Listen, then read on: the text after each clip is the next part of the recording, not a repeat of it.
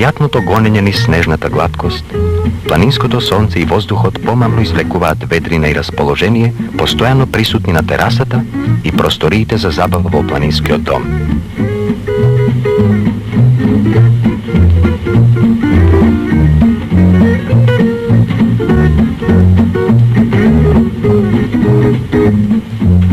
А кога студот се заморува и сонцето ќе ја збрише непрегледната белина, пролетниот развигор донесува нови бои и акорди.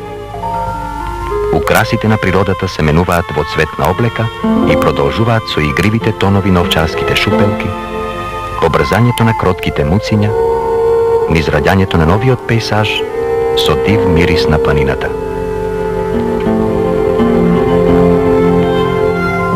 Монументалниот Титов врв му пркоси на времето, разголен и суров за сите годишни времиња, разблажен постојано низ штедрото отсликување во прозирните езера.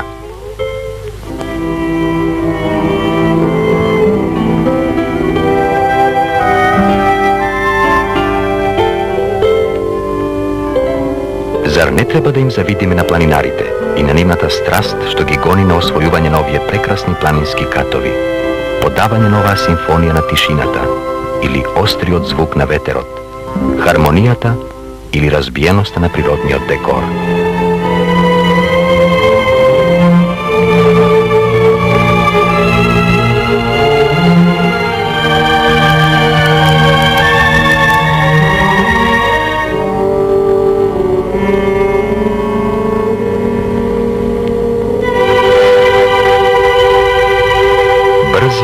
Игриви и пркосни, планинските води шепотат или шумат низа преисконски мелодии, скалесто браздејќи го својот ток.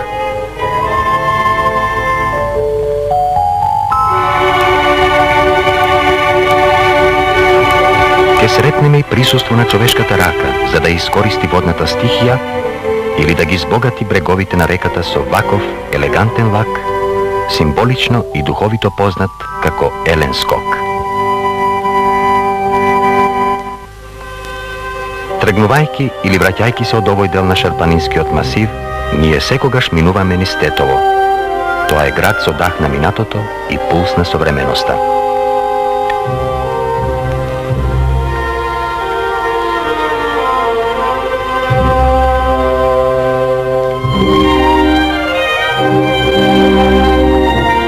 Присуство на туѓа култура наоѓаме во контурите на градежништвата со ориенталски линии и облици, фрлени во заборав и сосипани понекаде грубо, декоративно, негде пак живописно и со арабески, остварени како на зидовите и сводовите на шарената џамија.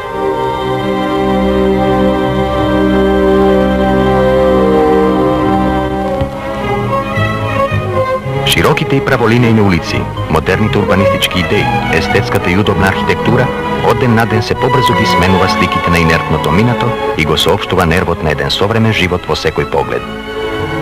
Да тргнеме уште 25 километри на југ. Гостивар, втор град на просторот Полог, се надпреварува со Тетово во менувањето на својата надворешност и структура, добивајќи низ новите градежништва и другите комунални објекти се по современо обележје.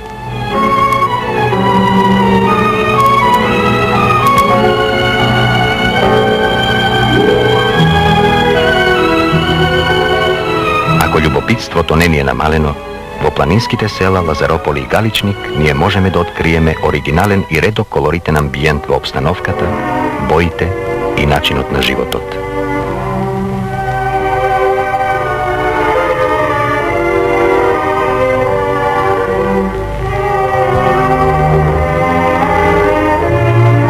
Вештите раце на овие наши гоштаци ги опломенуваат руната во фини нишки. Предавани од дланка на дланка, се нижат во оригинални фолклорни орнаменти, во кои македонската жена внесува визии, оплеменети и избогатени со незиното чувство.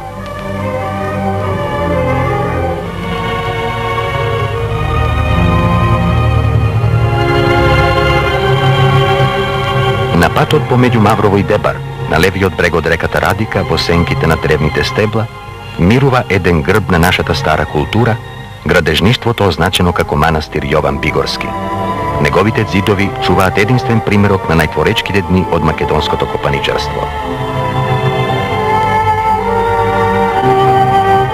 Канјалот на Радика секој патник го упатува до необични впечатоци и чудни емоции.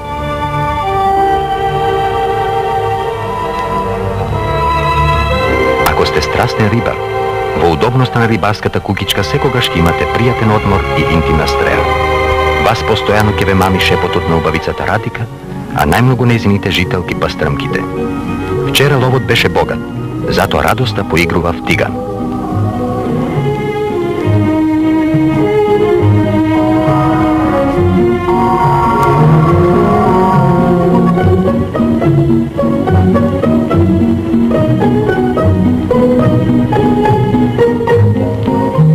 Не се разочарувајте ако следното утро првото фрлање на блинкерот не ве возбуди со итро движење на рибата. Се обидувате уште неколку пати. Вештината и среќата се комплетираат и радоста повторно се враќа со богатиот улов. Овој реон, зад зеленилото или зародјаниот превез на стеблата, крие дамно присуство на ретки примероци од животинскиот свет. Покрај другите видови, овде се уште е зачуван рисот.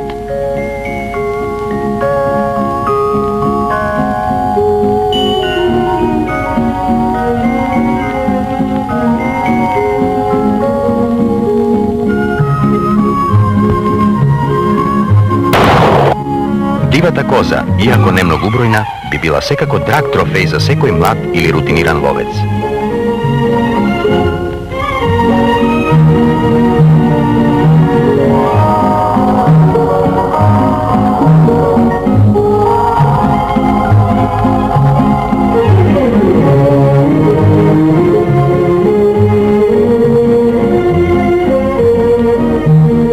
Мавровското езеро не е само огромен воден акумулатор за турбините на Мавровскиот хидроенергетски систем. Природниот раскош, по чие дно тлее споменот за Мавровските анови и животот на минатото обогатен со езерото, денес е привлечно место за одмор и забава.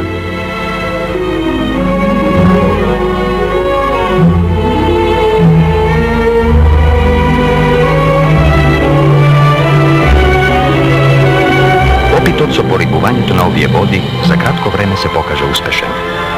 Денес, во студените длабочини каде вегетираат нови растенија, се оплодуваат се поголем број пастрмки што достигаат големина и до 10 килограми.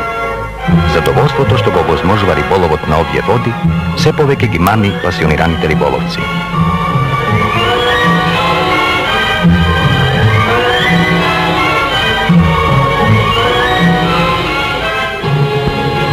Патувањето по овој привлечен дел на Западна Македонија ќе треба да го завршиме. Она што останува во нас, тоа е мислата која постојано ќе не подсетува. Кога повторно ќе дојдеме?